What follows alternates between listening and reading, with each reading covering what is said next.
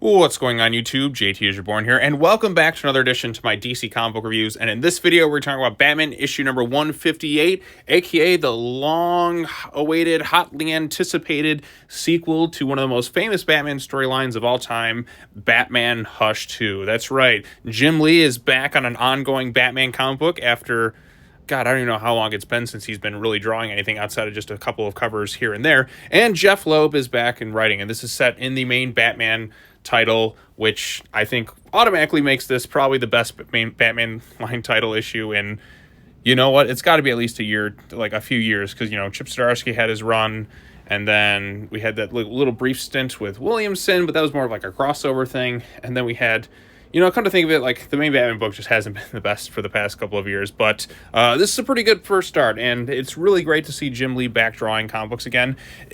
And you know what? I actually went ahead and I reread the original Hush yesterday, because I haven't read that in the past couple of years, but my goodness, I forgot how beautifully drawn that comic book was. I mean, you could make the argument that it is the most beautifully drawn Batman comic book of all time. And this one, it's great to see Jim Lee back drawing. Now, is this the best work he's ever done? Is this like, holy crap, this is mind-blowing? I wouldn't go that far, but it is a very nicely drawn comic book, and we're only part one of this thing. Like, let's see where it goes from here.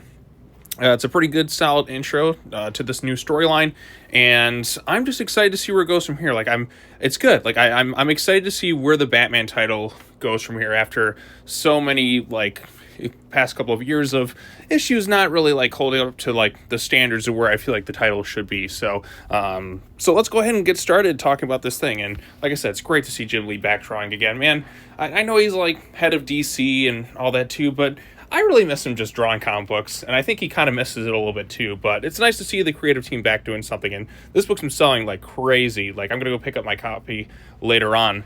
So the issue opens up. We see Joker kind of recreating one of his older crimes, and that's, of course, the infamous Laughing Fish one, and Batman stops him, but he gets kind of knocked into the water, and the little piranha things try to go after him, and his suit is able to kind of electrocute them. Joker is kind of apprehended by this giant beastly like dude right here, who's also been working with Hush, even like affects his hearing and everything too.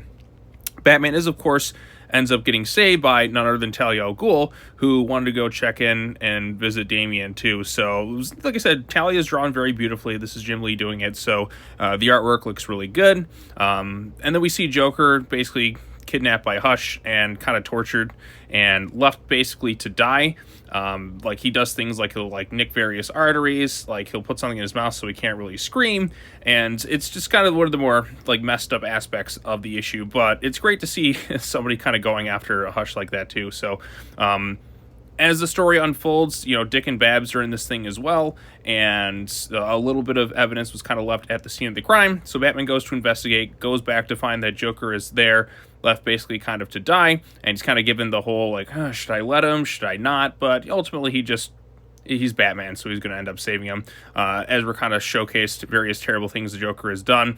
But as he soon realizes, there's only one person who can do this thing, and that is none other than Hush himself. So, yeah, pretty good first start to this thing. There's going to be a lot of different characters playing a factor over the course of the storyline. Gets things going right off the get-go.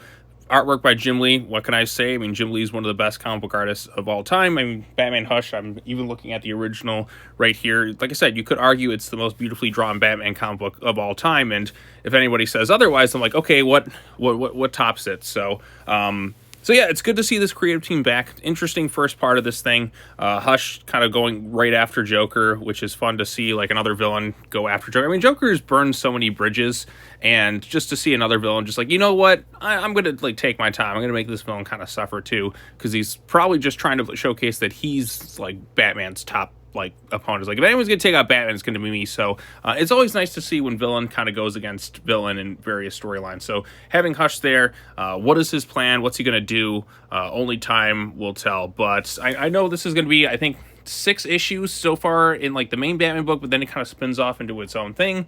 Not understanding why they're doing that. Like, maybe they should just kind of have all the issues like at once in this run, or if Jeph Loeb's going to stay on long term, or if somebody else is going to take over afterwards.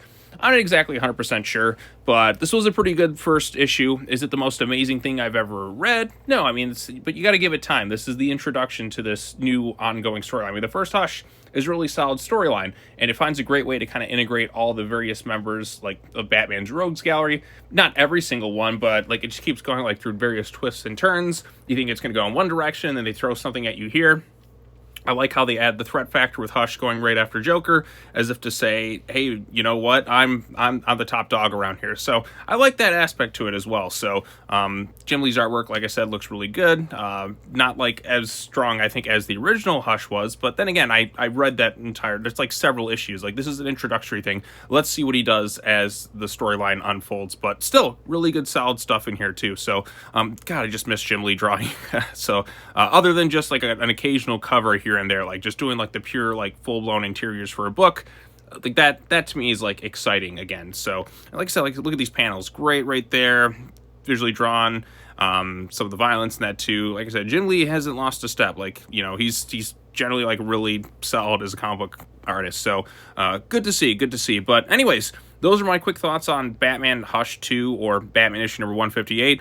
A solid start. It actually has me excited for the main Batman title for the first time in quite a long time.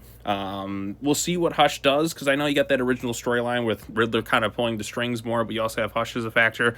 But I don't think Riddler is really going to factor into this one as much. It's really just going to be purely Hush driving everything this time around. So we'll see how that goes. But anyways, pretty solid stuff. Glad to be getting Hush 2 after all these years later, because, like, what is that, like 20 plus years ago was the original Batman Hush. It took a while. Like, we're kind of in this phase of like long-awaited sequels, like just legacy sequels coming out like 20 plus years later, and oftentimes, like, there's actually some pretty good ones, but then there's some that are kind of less than stellar. This is a pretty good start, so it's got a lot to live up to, because Hush has really stayed within the consciousness of Batman fans for like over 20 years at this point. So hopefully this one is just at least a good, solid storyline. It doesn't have to necessarily be as good as the original Hush. It just has to be a really good Batman storyline, and that's what I'm hoping for. So yeah, those are my quick thoughts on it. What did you think of Batman issue number 158 in the comment section down below? Be sure to like this video, share it with your friends, subscribe to the YouTube channel for more content, hit that bell for notifications, all that fun stuff, and I will be back with more DC books, and I even have a Marvel book I'm going to be covering today, so look forward to all that stuff. All right, well, that's all I have to say. As always, take care now, bye-bye then, and I will see you all in the next video. Peace out.